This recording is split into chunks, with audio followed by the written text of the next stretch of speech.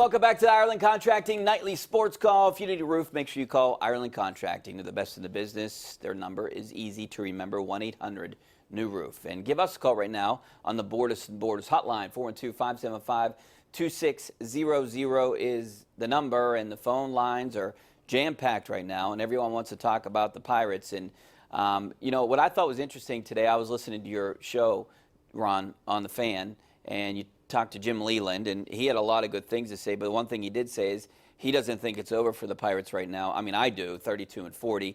I don't think you're even getting into wild card consideration at this point, and I'd be a seller looking to make deals now. But he had a lot of interesting things to say to you. Yeah, I mean, he said they still, in his opinion, have a chance, number one, because of Felipe Vasquez. I mean, you get to the ninth inning with the lead, he's pretty much a lockdown guy, and Leland's counting on, you know, Trevor Williams coming back and stabilizing the rotation a little bit. He just said it's a little too early to write off the season. I did in the Post-Gazette today. You know, I'm for all them following Seattle's lead. In the last week, Seattle's given away, not given away, traded away Jay Bruce and Edwin Encarnacion. They're trying to build something better for the future, and I'm not sure the Pirates shouldn't follow that strategy. Leland's point is it's just a little too early. We're not even officially into summer yet. Feels like we're still in February with some of this rain. But he goes, give it a little more time and see what they do. But losses like tonight are just real painful against a really bad Detroit team. And Leland isn't too happy with the game right now, no, isn't he? He's not happy with it. He said he has no problems with all the home runs, but he doesn't like the strikeouts, and he just doesn't like five-inning pitchers, he said, who 100 pitches in 5 innings, and tonight Keller needed 93 to get through 5. He just thinks that kind of dilutes baseball because then the bullpens take over, and the bullpens are just getting killed. Yeah, I want a salary cap. That's what I don't like about the game. Well, you're not going to get one. Not going to get that. All right, Dan, New Ken, what's up, Dan? Hey, I was just wondering where the superheroes went. They were gone on the bus there last week and come out with 2 wins there. I thought superheroes are supposed to win. What was the purpose of that dressing up? And you know what? They do like that. Batman? They do that every year. I don't have a problem with it. Ron, that's that kind of like just team bonding. Yeah. I mean, you know, the Cubs do this stuff all the time, and when Joe Madden does it, everybody thinks it's great and cute, and when the Pirates do it and don't win, I don't think that had a lot to do with them losing 8 out of 10 on this trip. No. Does it sell tickets, though? No, I don't. That has nothing to do with selling tickets. They did it on the road. So, you know, I appreciate the call, Dan. Thanks for calling. Let's go out to Kirk out in Harmer. What's up, Kirk? Hey, Rich, how you doing? What's up, Cookie? Hey. Hey, look, man, I'm so sick and tired of hearing this injury stuff. It's just, look, if the Pirates had the same team, exact same players, fully healthy and intact since they had on opening day, they would still be at best a 500 team. And that qualifies for 3rd or maybe 4th place in our division. It's not having they don't have the owner as John Galbraith we had in the 70s and early 60s as they have in this guy. This guy's not a baseball owner. He is a corporate, you know, I'd be careful with patting. All he does is want to make money. I'd be careful with patting John Galbraith on the back too much. There wasn't free agency then. It's a different era. I mean, I don't know if John Galbraith would be more successful in this era now. You know, maybe he would. I don't know. It's different eras. It's hard to compare. You want to complain about Nutting? He's certainly fair target. I just don't know. Comparing the guy and the owner of the 60s is real appropriate here. Yeah, you know, my problem with Bob Nutting is he's running it as a business. I think if you have that much money, you should have some pride. If you're going to own a sports team, you should want to win. And I think winning is secondary to him. I really do. I don't know what you think, but you know, I think they're happy to finish around 500. I mean, I wish he'd spend a little more money too, but I'm not writing those checks. He is. I judge him on wins and losses. 3 years, I was okay with what he was doing. When they won 98 games in 15, I was fine. You know, then they don't do anything to add to the team, and they've lost. And now they're 8 games below 500. Everybody's subject to criticism, from him on down to Coonley to Huntington to Hurdle to the players, everybody. You know, Kirk just brought up the injuries, Ron, and you know, I want to disagree they have with been them substantial. a little bit. You know, you look at the Cardinals; they're 37 and 34 right now. I think with Jameson Tyone and Trevor Williams and even Jordan Lyles missing a couple games, a couple starts, I think they would be right around that record with those guys. Well, how about Kella in the bullpen? Yeah, I mean, they were counting Kella on him too. to be the eighth inning guy, and he hasn't.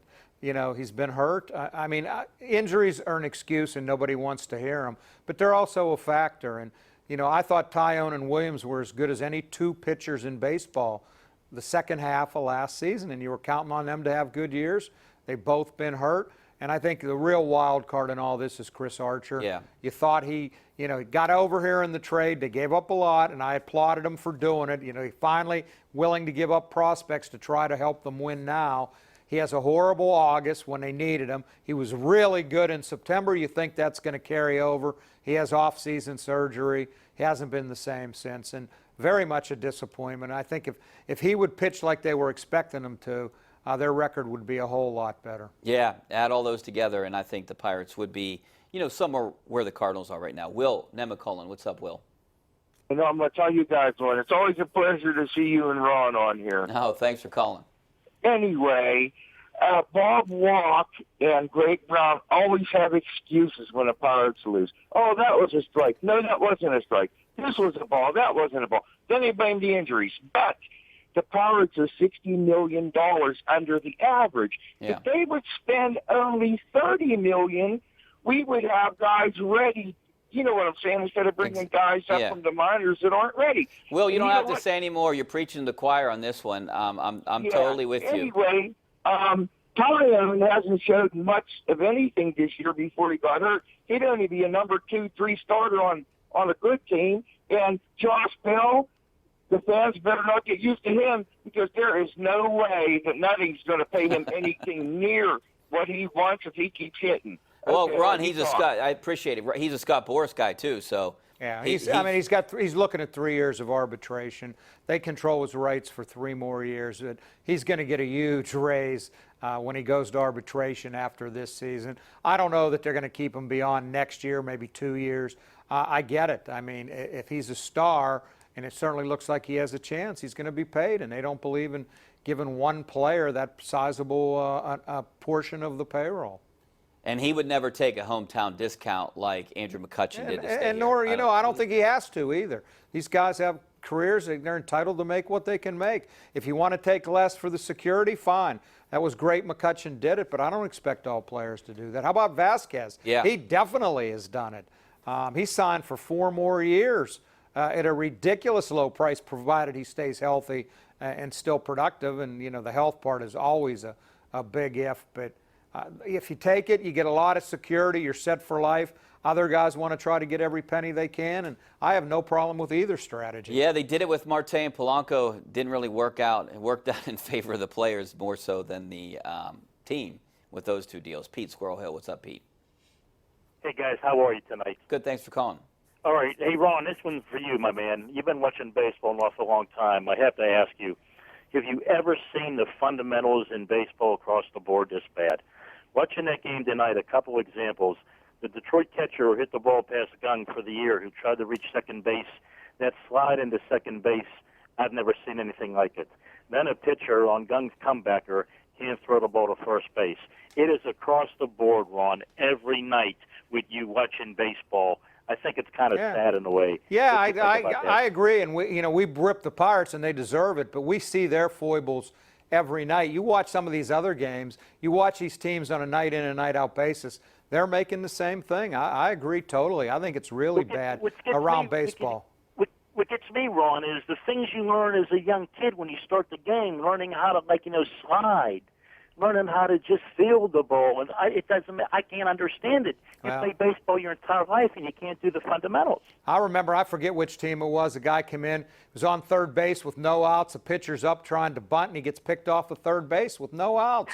I mean, how does that happen? It just, I'm with you. I don't know what the answer is, but it sure seems like the fundamentals are bad. And this Detroit team, other than Shane Green, the closer tonight, is really good, and they had a shot against them, and they couldn't deliver. Ron, obviously they don't practice much when you get up to the majors, and I don't know what it's like in AAA, but they do work on some things in spring training. But do you think this goes back to Little League and Pony League and growing up where maybe now everyone's just trying to hit the home run and not worried about defense as much anymore. Yeah, maybe. I mean, but again, being able to know where to throw the ball, what to do, what the situation is, you would think these guys in the major leagues, would know what to do. I mean, I've seen good high school players. They may not have a lot of physical talent, but they know what to do when the ball was hit to them.